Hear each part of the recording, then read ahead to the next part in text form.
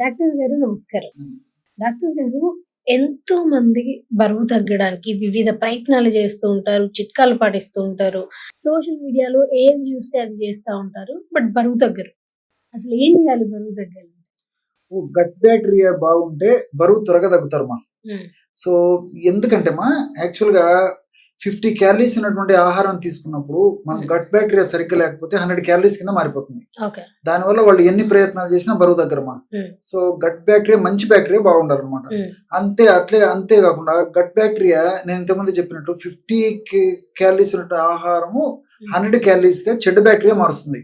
అదే మంచి బ్యాక్టీరియా అయితే 50 క్యాలరీస్ ఉన్న ఆహారాన్ని 25 క్యాలరీస్ గా మార్చుకుంటుంది అనమాట. సో క్యాలరీస్ పరంగా కూడా మార్పు చేసుకోవాలంటే గట్ బ్యాక్టీరియా బాగుండాలి అనమాట.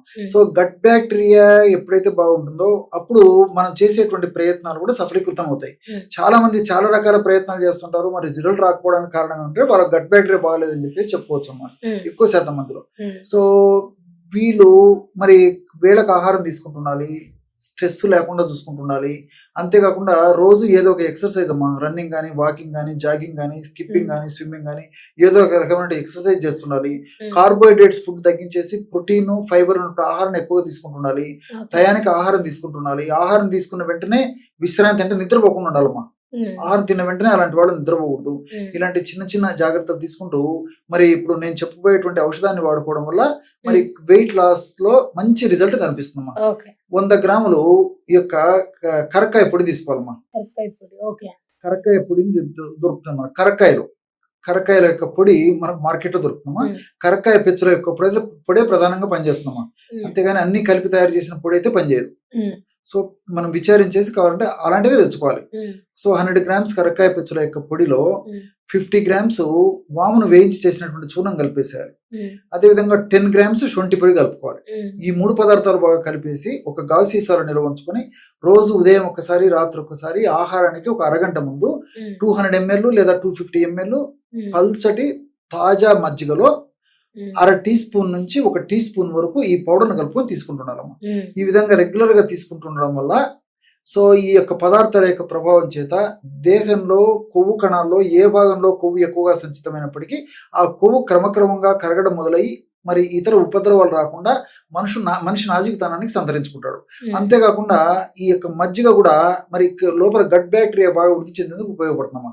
నేను ఇంతకుముందే చెప్పినట్లు గట్ బ్యాక్టీరియా బాగుంటే కానీ మంచి బ్యాక్టీరియా, అది కూడా గట్ బ్యాక్టీరియా మంచి బ్యాక్టీరియా బాగున్నప్పుడే ఈ యొక్క వాటికి మంచి పరిష్కారం దొరుకుతుంది. కాబట్టి ఈ యొక్క చూర్ణాన్ని ఈ విధంగా నేను చెప్పినట్టు పద్ధతిలో మజ్జిగతో కలిపి వాడుకోవడం వల్ల సమర్థవంతమైన ఫలితాలు, చాలా చక్కటి ఫలితాలు కలుగుతాయి.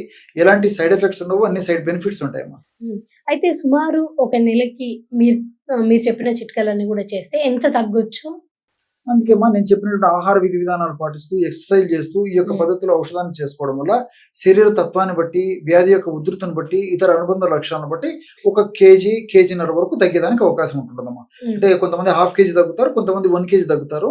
ఈవెన్ మనం ఆ రేంజ్ చూసుకుంటే 1/2 kg నుంచి ఇంచుమించు 1 kg వరకు అని చెప్పుకోవచ్చు. అంటే ఒక నెలకు అంత తగ్గితేనే ఎస్ ఎగ్జాక్ట్లీ అమ్మా. స్లోగా తగ్గినప్పుడే, ఎందుకంటే ఒక్కసారి వాళ్ళు అంత వెయిట్ పెరగలేదు కదమ్మా.